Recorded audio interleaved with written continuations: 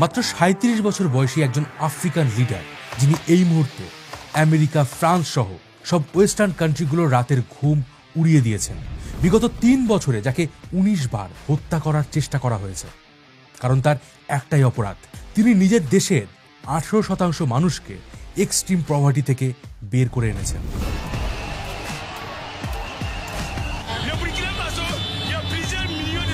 এমনকি ৩ বছরেই তিনি IMF এবং ওয়ার্ল্ড ব্যাংকের প্রায় $৪৮ মিলিয়ন লোন শোধ করে দিয়েছেন। তার অপরাধের আরও কয়েকটা উদাহরণ দিচ্ছি। ইনি ক্ষমতায় আসার পর থেকেই নিজের দেশে যে পরিমাণ ইনফ্রাস্ট্রাকচার ডেভেলপ করেছেন তা স্বাধীনতার ৬০ বছরেও সম্ভব হয়নি। এমনকি রাষ্ট্রপতি পদে বসার পরেও দেশের বাজেট যাতে ঠিকঠাক থাকে এই কারণে তিনি ১ টাকাও বেতন নেন না। আর ইনি হলেন বুর্কিনা ফাসোর রেভলিউশনারি লিডার ইব্রাহিম ট্রাওরে। যিনি এই মুহূর্তে বুর্কিনা ফাসো সহ গোটা আফ্রিকার রোল মডেল এবং ওয়েস্টার্ন কান্ট্রিগুলোর গলার কাটা।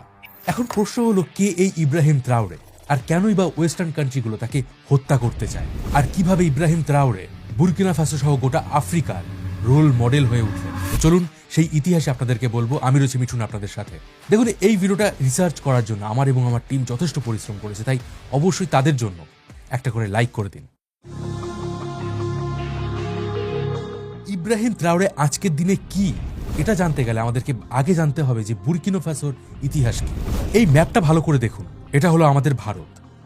এবার ভারতের একদম দক্ষিণ পশ্চিমে রয়েছে আফ্রিকা মহাদেশ, আর আফ্রিকার পশ্চিম দিকে এই যে দেশটা দেখতে পাচ্ছেন এটাই হলো বুর্কিনা ফাসো। ১৯১৯ সালে ফ্রান্স বুর্কিনা ফাসোকে অফিসিয়ালি তাদের কলোনি ঘোষণা করে, আর এরপর থেকেই ফ্রান্স এই দেশটায় দেদারসের লুটপাট চালায়। ২০০ বছর ধরে ইংরেজরা যেমন ভারতবর্ষে লুটপাট করেছিল, ঠিক সেইভাবেই ফ্রান্সও বুর্কিনা ফাসোকে নিঃস্ব করে দিয়েছে। একটু সহজ করে বলি, আফ্রিকায় এই মুহূর্তে 4th লার্জেস্ট সোনা উৎপাদনকারী দেশ হলো বুর্কিনা ফাসো। এছাড়াও দেশটার কাছে বিভিন্ন ধরনের খনিজ সম্পদ রয়েছে, যার মধ্যে রয়েছে ম্যাঙ্গানিজ, তামা, জিঙ্ক, লিথিয়াম সহ ইউরেনিয়াম এবং রেয়ার আর্থ মিনারেল। কিন্তু এত সম্পদশালী হওয়ার পরেও এই দেশটার প্রায় ৫০% মানুষ আজও দরিদ্র সীমার নিচে বসবাস করে। কারণ ফ্রান্স যবে থেকে এই দেশটাকে নিজেদের কলোনি বানিয়েছে তারপর থেকেই এই দেশের সমস্ত সম্পদ চলে গেছিল ফ্রান্সে। আর এই ৬০ বছর ধরে ফ্রান্স যে শুধুমাত্র এই দেশটার সম্পত্তি লুট করেছে তা কিন্তু নয়, এই দেশটার সাধারণ মানুষকে জোর করে সেনাবাহিনীতে যোগ দিয়েছে। এরপর তারা প্রথম এবং দ্বিতীয় বিশ্বযুদ্ধে এদেরকে মরার জন্য পাঠিয়েছে, তাদেরকে দাস হিসাবে ব্যবহার করে এসেছে। এমনকি ছোট ছোট বাচ্চাগুলোকেও তারা রেহাই দেয়নি।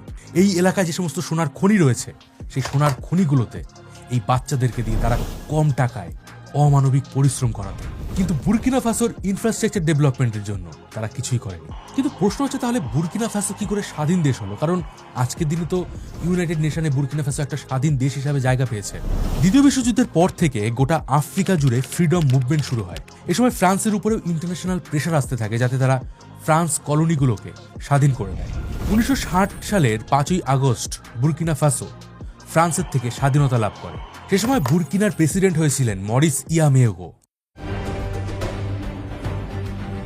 প্রেসিডেন্ট হওয়ার পর মরিস দেশের ইকোনমিকে বেটার করার জন্য বেশ কিছু স্টেপ নিয়েছিলেন, যেমন বিভিন্ন দেশের সাথে কূটনৈতিক সম্পর্ক তৈরি করা যাতে বুর্কিনা ইন্টারন্যাশনালি রেকগনাইজেশন পায়।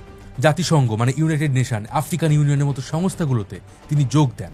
দেশের এগ্রিকালচার সেক্টরকেও তিনি কিছুটা বুস্ট করার চেষ্টা করেন। কিন্তু কয়েক বছরের মধ্যেই মরিস এই বুর্কিনা ফাসোতে তার ডিক্টেটরশিপ চালু করে দেয়। বুর্কিনা ফাসোতে ওয়ান পার্টি রুল শুরু হয়। দেশের সমস্ত পলিটিক্যাল পার্টিগুলোকে ব্যান করে দেওয়া হয়, আর পার্টি সহ দেশের সমস্ত কি পজিশনগুলোতে মরিস তার নিজের রিলেটিভদেরকে বসাতে শুরু করে। এই সময় ফ্রান্সের সাথেও মরিসের খুব ভালো সম্পর্ক তৈরি হয়, আর সেই সম্পর্ক এতটাই ভালো ছিল যে মরিস সরকারের গুরুত্বপূর্ণ পদে অনেক ফ্রেঞ্চ লোকদেরকে রেখেছিলেন। বেসিক্যালি এরাই সরকারের সমস্ত ডিসিশনগুলো নিত। এক কথায় বলতে পারেন মরিস ফ্রান্সের পাপেট ছিল। সে নামেই বুর্কিনা ফাসোর প্রেসিডেন্ট ছিল, আসলে সে কাজ করছিল ফ্রান্সের কথায়। এই সময় সারা দেশ জুড়ে প্রচুর পরিমাণে কারাপশন বেড়ে যায়। এগ্রিকালচার সেক্টরে প্রোডাক্টিভিটি বাড়ার বদলে আরও কমে যায়। শিক্ষা, শিল্প, স্বাস্থ্য সবকিছুতে ইনভেস্টমেন্ট কমিয়ে দেওয়া হয়।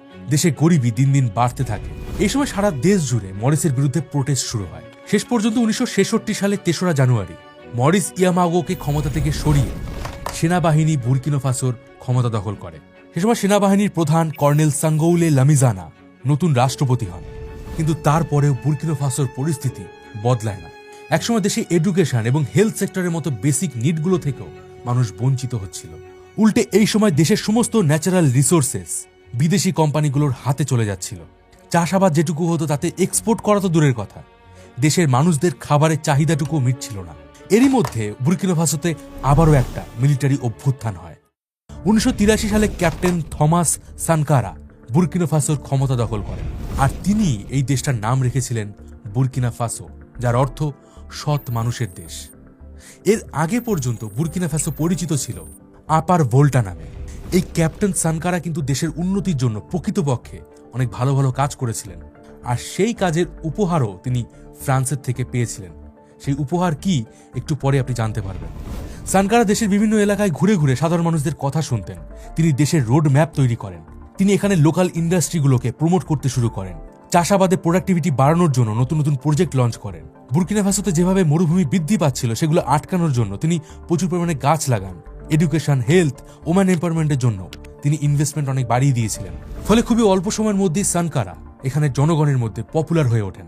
এর পাশাপাশি তিনি ওয়েস্টার্ন কান্ট্রির অপরাধগুলো ওপেনলি বলতে থাকেন। তিনি এটাও বলেন যে আফ্রিকার দুর্দশার কারণ এই ওয়েস্টার্ন কান্ট্রিগুলো। তার পলিসি বেশ ভালোভাবে গ্রো করছিল। সানকারার আমলেই মাত্র 3 বছরের মধ্যে দেশের এগ্রিকালচার সেক্টরে 75% গ্রোথ আসে। বুর্কিনার অর্থনীতি একটু একটু করে এগোতে শুরু করেছিল, সাথে বিদেশি ঋণের বোঝাও ধীরে ধীরে কমে আসে। আর এই সময় তিনি বুর্কিনাতে ফ্রান্সের ইনফ্লুয়েন্স মানে তাদের প্রভাব কমাতে শুরু করেন।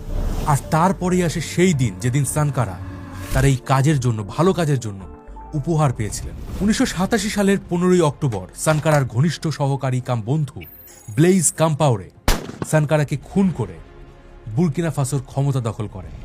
ব্লেইজের মতে সানকারা নাকি সেই সময় বিদেশি দেশগুলোর সাথে সম্পর্ক খারাপ করে দিচ্ছিলেন। আর আশা করি আপনারাও বুঝতে পারছেন যে সানকারার মৃত্যুর পেছনে ঠিক কোন দেশের হাত ছিল। সানকারাকে খুন করে ফ্রান্স একটা ব্যাপার ক্লিয়ার করে দিতে চেয়েছিল যে এখনো বুর্কিনা ফাসোতে ফ্রান্সই সর্বে সর্বা।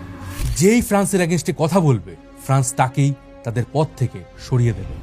ব্লেইজ কাম্পাওরে 1987 থেকে 2014 সাল পর্যন্ত টানা 27 বছর বুর্কিনার রাষ্ট্রপতি ছিলেন। প্রথম থেকে তিনি জনগণের উন্নয়নের জন্য বেশ কিছু কাজ করেছিলেন, কিন্তু ধীরে ধীরে তিনিও ডিক্টেটর হয়ে ওঠেন। তিনি বুর্কিনা ফাসোকে পুরোপুরি ফ্রান্সের কোম্পানিগুলোর কন্ট্রোলে ছেড়ে দেন। ইভেন 2014 সালে ব্লেইজ সংবিধান বদলে ফেলার চেষ্টা করেন যাতে তিনি আজীবন বুর্কিনা ফাসোর প্রেসিডেন্ট পদে থাকতে পারেন। কিন্তু সে সময় বুর্কিনার মানুষজন তার বিরুদ্ধে ব্যাপক হারে আন্দোলন শুরু করে। শেষে 2014 সালের 31 অক্টোবর ব্লেইজ পদত্যাগ করে দেশ ছেড়ে পালিয়ে যান।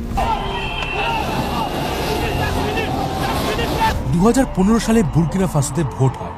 রোচ মার্ক ক্রিশ্চিয়ান কবর ভোটে জিতে বুর্কিনার প্রেসিডেন্ট হন।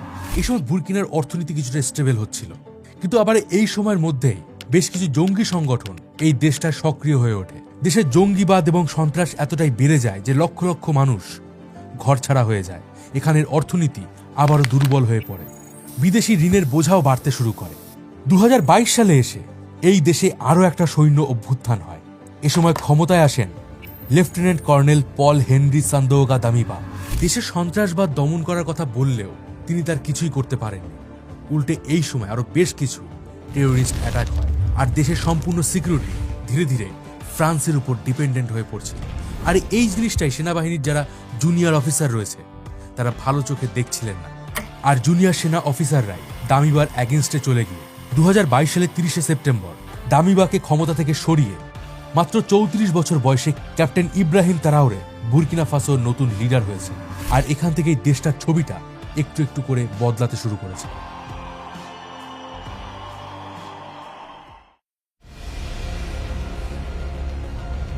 বুর্কিনার সেই রেভলিউশনারি লিডার সানকারা, যার কথা আপনাদেরকে একটু আগে বলেছিলাম, সেই লোকটি যখন মারা যান তার ঠিক 5 মাস পর 1988 সালের 14 মার্চ বুর্কিনার মাউহুন রিজিয়নে ইব্রাহিম তারাওরের জন্ম হয়। পড়াশোনা শেষ করে তিনি 2010 সালে সেনাবাহিনীতে যোগ দিয়েছিলেন। আর এই সময় তিনি দেশের ভেতরে চলা ইনজাস্টিস, কারাপশনকে খুব কাছ থেকে দেখেছেন। তিনি জাতিসংঘের জঙ্গি দমনের বেশ কয়েকটা অপারেশনও যোগ দিয়েছিলেন। সাথে তিনি এটা উপলব্ধি করেছেন যে ফ্রান্স কিভাবে এই দেশটার উজ্জ্বল ভবিষ্যৎকে ধীরে ধীরে নষ্ট করে দিচ্ছে। 2020 সালে মাত্র 32 বছর বয়সে ইব্রাহিম বুর্কিনা ফাসো সেনাবাহিনীতে ক্যাপ্টেন হয়েছিলেন। সেনাবাহিনীর একদম ফ্রন্ট লাইনে কাজ করার সময় তিনি দেখতে পান যে সিনিয়র যে সমস্ত অফিসাররা রয়েছে তারা দেশের জনগণের উন্নয়নের বদলে নিজেদের ফ্যামিলির উন্নয়নের ব্যাপারে বেশি ইন্টারেস্টেড। উচ্চপদস্থ সরকারি অফিসার থেকে শুরু করে মিলিটারি পার্সোনাল সবাই সরাসরি কারাপশনের সাথে ইনভলভ। এরা দেশের সামরিক বাজেটকে কাটছাট করে সেনাবাহিনীকে দুর্বল করে দিচ্ছে, আর দেশের কারাপ্ট লিডাররা চক্রান্ত করে দেশের সম্পত্তি এবং দেশকে বিদেশি কোম্পানিগুলোর কাছে বিক্রি করে দিচ্ছে। আর এই ব্যাপারটা ত্রাওরে কোনোভাবেই মেনে নিতে পারছিলেন না। আর শেষমেশ তার নেতৃত্বেই দামিবাকে ক্ষমতা থেকে সরানো হয় এবং ত্রাওরে নিজে বুরকিনা ফাসোর প্রেসিডেন্ট হন। আর রাষ্ট্রপতি হওয়ার পর থেকে তিনি এমন কিছু স্টেপ নিয়েছেন যেগুলো জানলে আপনিও রীতিমতো শকড হয়ে যাবেন। 2022 সালে ত্রাওরে যখন ক্ষমতা হাতে নেন তখন বুরকিনা ফাসোর প্রায় 40% এরিয়া টেরোরিস্টদের কন্ট্রোলে ছিল। আর এই পরিস্থিতিতে দেশের সিকিউরিটিকে রিস্টোর করা, দেশের সাধারণ মানুষকে সুরক্ষিত করা, এটাই ছিল ত্রাওরের প্রথম এবং প্রধান মিশন। এই মিশনের জন্য ইব্রাহিম ত্রাওরে ভিডিপি বাহিনী বুস্ট করতে শুরু করেন, যার পুরো অর্থ ছিল volunteers for the defence of the homeland, যেটা একটা স্বেচ্ছাসেবক বাহিনী। অনেক বছর ধরে এই সংগঠন সরকারের সাথে মিলে দেশ থেকে জঙ্গিদের দমন করার চেষ্টা চালাচ্ছিল। তবে এই বাহিনীকে আগের কোনো সরকারই খুব একটা বেশি গুরুত্ব দেয়নি। ইভেন সরকারের থেকে এদের বিশেষ কিছু সুযোগ সুবিধাও দেওয়া হতো না। ইব্রাহিম ত্রাওরে ক্ষমতা আসার পরেই তিনি ভিডিপিতে আরও 50,000 নতুন সদস্য নেন। সরকারিভাবে এদের ট্রেনিং এবং অস্ত্রশস্ত্র সহ বেতনও দেওয়া হয়, যাতে এরা ডেডিকেটলি টেরোরিজমের অ্যাগেনস্টে কাজ করতে পারে। এর ফলে খুবই অল্প সময়ের মধ্যেই বুরকিনা ফাসোর সিকিউরিটিতে ম্যান পাওয়ার বেড়ে যায়। তবে শুধুমাত্র এই ভলেন্টিয়ারদের ট্রেনিং দিয়েই ইব্রাহিম ত্রাওরে থেমে যাননি, কারণ এতদিনে আগের সরকারের আমলে বুরকিনা ফাসোর সেনাবাহিনী অনেকটাই দুর্বল হয়ে পড়েছিল। সেনাবাহিনীর হাতে কোনো অ্যাডভান্স ডিফেন্স ইকুইপমেন্ট ছিল না, অ্যাডভান্স ওয়েপেন ছিল না। তাই ইব্রাহিম এবার সেনাবাহিনীতে অ্যাডভান্স টেকনোলজি ইন্ট্রোডিউস করার কথা ভাবেন। বর্ডার এলাকায় নজরদারি চালানোর জন্য তিনি তুর্কি থেকে অ্যাডভান্স বাইরাক্তার TB2 ড্রোন নিয়ে আসেন। ইভেন টেররিস্ট অ্যাক্টিভিটির উপর নজরদারি চালানোর জন্য রিমোট সেন্সিং টেকনোলজি ইউজ করা হয়, যাতে জঙ্গিদের সহজেই ট্রেস করে এলিমিনেট করা যায়। ইভেন সাধারণ মানুষদেরকেও জঙ্গিবাদের অ্যাগেনস্টে লড়াই করা শেখানো হয়। আর ত্রাওরের এই পলিসিগুলোর জন্য দেশটার উত্তর পূর্ব দিকে যে সমস্ত এরিয়াগুলোতে এত বছর জঙ্গিদের কন্ট্রোলে ছিল, সেগুলোর অনেকটাই উদ্ধার করা সম্ভব হয়। হ্যাঁ, এটা ঠিক যে বুরকিনা ফাসোতে টেরোরিজম এখনো পুরোপুরি শেষ হয়নি, কিন্তু ত্রাওরে আসার পর এখানে টেরোরিস্টদের ইনফ্লুয়েন্স অনেকটাই কমে গেছে। ক্ষমতা আসার পর ইব্রাহিম ত্রাওরে আরও একটা বড় কাজ করেছেন, সেটা হলো ফ্রান্সের সেনাবাহিনীকে বুরকিনা ফাসো থেকে তাড়ানো। এবার আপনি ভাবতে পারেন যে বুরকিনা ফাসো তো সেই অনেক আগেই স্বাধীন হয়েছিল, তাহলে এতদিন ফ্রান্সের সেনাবাহিনী সেখানে কি করছিল? 1960 সালে বুরকিনা যখন স্বাধীনতা পায়, তখন ফ্রান্স আর বুরকিনার মধ্যে একটা সিকিউরিটি ট্রিটি হয়েছিল।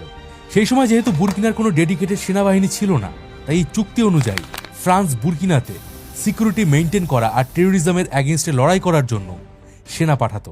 বিশেষ করে 2013 পর যখন বুরকিনা ফাসোতে টেরোরিস্টদের পরিমাণ অনেক বেড়ে যায়, তখন ফ্রান্স অপারেশন বারখান্স নামে একটা বিরাট সামরিক অভিযান চালু করে।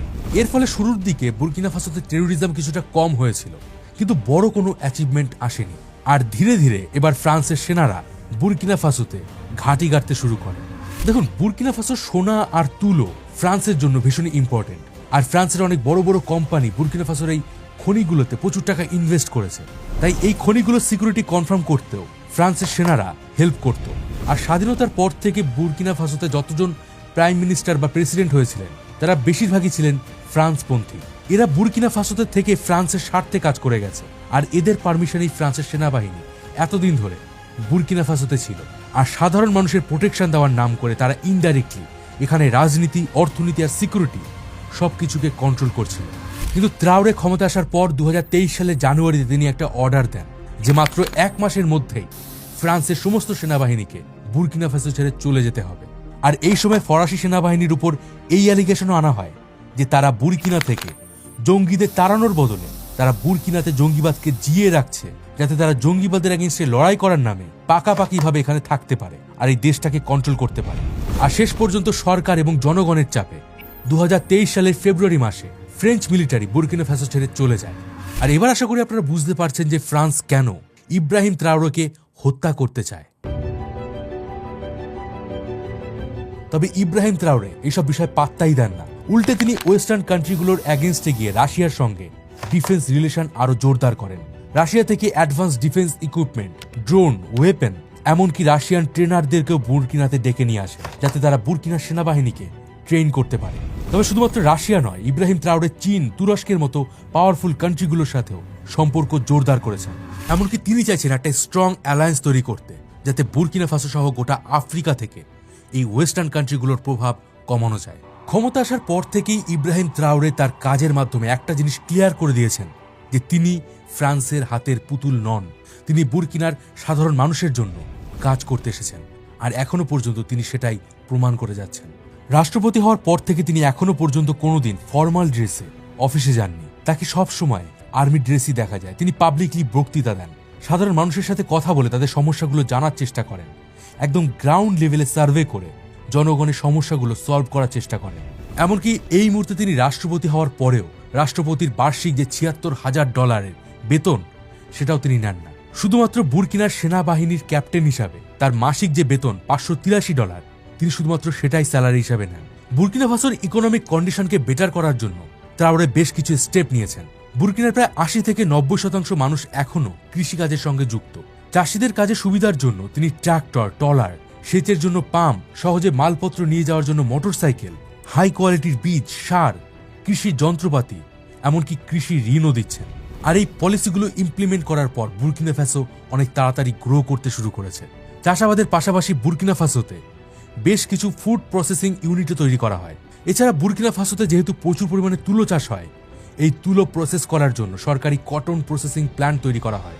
এতে দেশের লোকজনের যেমন কর্মসংস্থান হচ্ছে, তেমনি দেশীয় শিল্পেরও উন্নতি হচ্ছে। কৃষি ছাড়াও বুর্কিনা ফাসোর অর্থনীতির আর একটা প্রধান অংশ হল সোনা।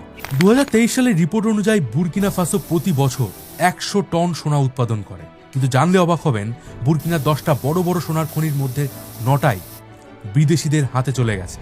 মানে এই খনিগুলো থেকে যা সোনা আসে সবটাই চলে যায় বিদেশে। ট্রাওরে দেশের সোনার খনিগুলো থেকে বিদেশি কন্ট্রোল কমিয়ে সরকারের কন্ট্রোলে আনার জন্য কন্টিনিউয়াসলি চেষ্টা করে যাচ্ছেন। এতদিন পর্যন্ত বুর্কিনার 70%-এরও বেশি সোনা অবৈধ খনিগুলো থেকে ইললিগালি বিদেশে পাচার হয়ে যেত। কিন্তু এখন সরকার এবং ভিডিপি সেনাবাহিনীকে কাজে লাগিয়ে কয়েকটা অবৈধ খনি বন্ধ করে দিয়েছে। আর যে সোনার খনিগুলোতে সরকারের শেয়ার এতদিন মাত্র 10 থেকে 12% ছিল, তিনি এখন সেটাকে বাড়িয়ে 25% করে দেন। এছাড়া বিদেশি কোম্পানিগুলোকে যে হিউজ পরিমাণে ট্যাক্স বেনিফিট দেওয়া হতো, সেটাও কমিয়ে দেওয়া হয়। আর এতে সরকারের আয় অনেকটাই বেড়ে গেছে।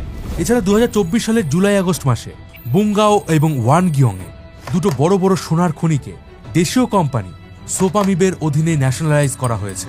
মানে এই খনিগুলো থেকে এখন যা রেভিনিউ আসবে তা সবটাই যাবে সরকারের কাছে। বুর্কিনা ফাসোতে 2024 সালে দেশের প্রথম গোল্ড রিফাইনারি তৈরি করা হয়, যেখানে 142 টন অপরিশোধিত খনিজ থেকে 93 কেজি পরিশোধিত সোনা তৈরি করা হয়েছে। এছাড়াও আরও বেশ কয়েকটা নতুন খনি চালু করার কাজ শুরু হয়েছে। এতে দেশের কর্মসংস্থান বাড়ছে, সাধারণ মানুষের ইনকাম বাড়ছে এবং অল ওভার দেশের ইকোনমি বুস্ট করছে।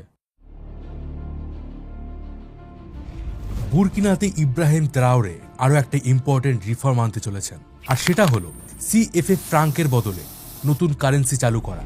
এবার যারা জানেন না তাদেরকে বলে দেই, এই সিএফএ ফ্রাঙ্ক হলো বুর্কিনা ফাসো সহ 14টা আফ্রিকান দেশের কারেন্সি। ফ্রান্স সরকার দ্বিতীয় বিশ্বযুদ্ধের পর তৎকালীন ফ্রান্স কলোনিগুলোর জন্য এই কারেন্সি চালু করেছিল।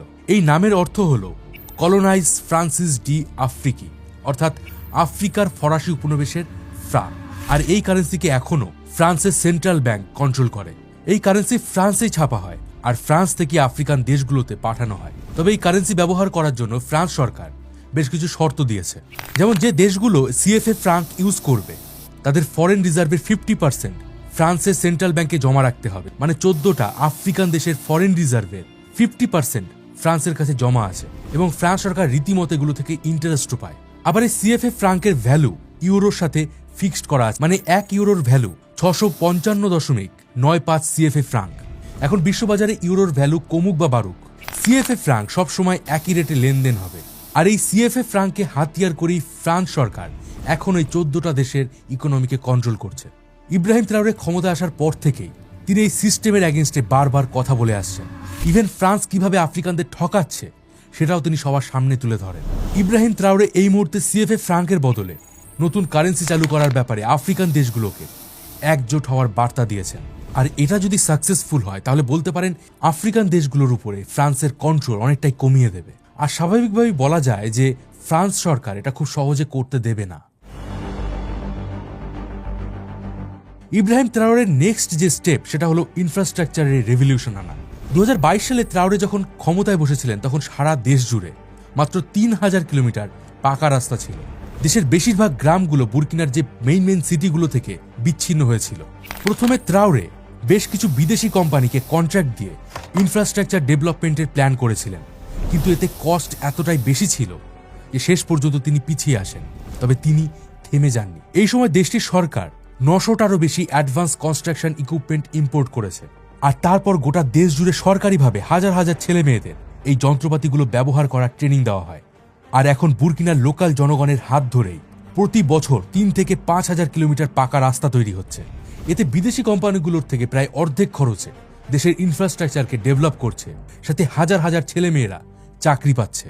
আর এই ট্রেন্ড কিন্তু শুধুমাত্র রাস্তা তৈরির জন্য নয়, নতুন নতুন স্কুল, কলেজ, হসপিটাল থেকে শুরু করে এয়ারপোর্ট তৈরির কাজও ব্যবহার করা হচ্ছে। এডুকেশন সেক্টরেও ট্রাওরে ভীষণভাবে ফোকাস করেছেন। সরকারি মডেল স্কুল তৈরি করে ছেলে মেয়েদের এডুকেশন প্রোভাইড করা হচ্ছে, তাও আবার ফ্রিতে। দেশে কারাপশন দূর করার জন্য নেতা মন্ত্রীদের বেতন 50% কমিয়ে 30% সরকারি কর্মচারীদের বেতন বাড়িয়ে দেওয়া হয়। এছাড়া কারাপ্টেড লিডার এবং অফিসারদের চাকরি থেকে বের করে দেওয়া হয়।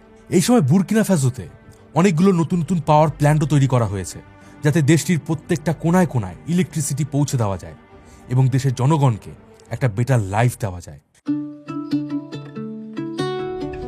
হ্যাঁ, এটা ঠিক যে বুরকিনা ফ্যাসোতে যেটুকু ডেভেলপমেন্ট হয়েছে সেটা আমাদের দেশের তুলনায় অনেকটাই কম, কিন্তু মাত্র 3 বছরের মধ্যে তিনি যা করে দেখিয়েছেন সেটা সারা বিশ্বের জন্য একটা অনুপ্রেরণার কাজ করবে। 2022 সালে যেখানে বুরকিনা ফ্যাসোর জিডিপি ছিল $18.8 বিলিয়ন, 2024 সালের মধ্যে সেই জিডিপি $21.1 বিলিয়ন হয়ে যায়। মানে মাত্র 2 বছরের মধ্যে দেশের জিডিপির গ্রোথ 17 থেকে 18% হয়ে যায়। দেশটার কয়েক লক্ষ মানুষ এই 2 বছরের মধ্যে দরিদ্র সীমা থেকে উঠে এসেছেন। দেশটার বেকারত্বও কমেছে। দেশটার পার ক্যাপিটা ইনকাম $861 থেকে বেড়ে $911 গিয়ে দাঁড়িয়েছে। ট্রাওরের মতে দেশের সত্যিকারের স্বাধীনতা শুধুমাত্র ইকোনমিক গ্রোথ দেখে আসে না। তিনি দেশের প্রত্যেকটা জায়গা থেকে, মানুষের মন থেকে পরাধীনতার সমস্ত ছাপ মুছে ফেলতে চান। এই কারণে বুরকিনা ফাসো যে সমস্ত আদালত রয়েছে সেখানে ব্রিটিশ এবং ফরাসি জাজ উইক নিষিদ্ধ করে ট্র্যাডিশনাল বুরকিনাবে পোশাক চালু করা হয়েছে। আর এটা কিন্তু শুধুমাত্র একটা ড্রেস কোড চেঞ্জ করার বিষয় নয়, দেশীয় কালচার এবং দেশীয় ট্র্যাডিশনকে প্রমোট করাও এর অন্যতম উদ্দেশ্য। আর ইব্রাহিম ট্রাওরে যদি এইভাবে ঠিক 10 বছর কাজ করতে পারেন, তাহলে বুরকিনা ফাসো একটা সময় আফ্রিকার অন্যতম ধনী দেশ হয়ে উঠবে। কিন্তু প্রশ্ন হচ্ছে, পশ্চিমা বিশ্ব কি সেটা হতে দেবে? আপনার মতামত কমেন্ট বক্সে অবশ্যই জানান। বুরকিনা ফাসোর মতো আরও একটা দেশ ছিল যারা একটা সময় ভীষণই গরিব ছিল, যেখানে মানুষজন নেশায় বুঁদ হয়ে পড়ে থাকত। আর সেই দেশটা হলো সিঙ্গাপুর। মাত্র 60 বছরের মধ্যে সিঙ্গাপুর কি করে ধনী হয়ে উঠেছিল, এই বিষয়ে ডিটেলসে জানার জন্য এই ভিডিওটা দেখুন। তো আমি ছিলাম মিঠুন আপনাদের সাথে। দেখা হবে পরের ভিডিওতে। ততদিন ভালো থাকবেন, সুস্থ থাকবেন।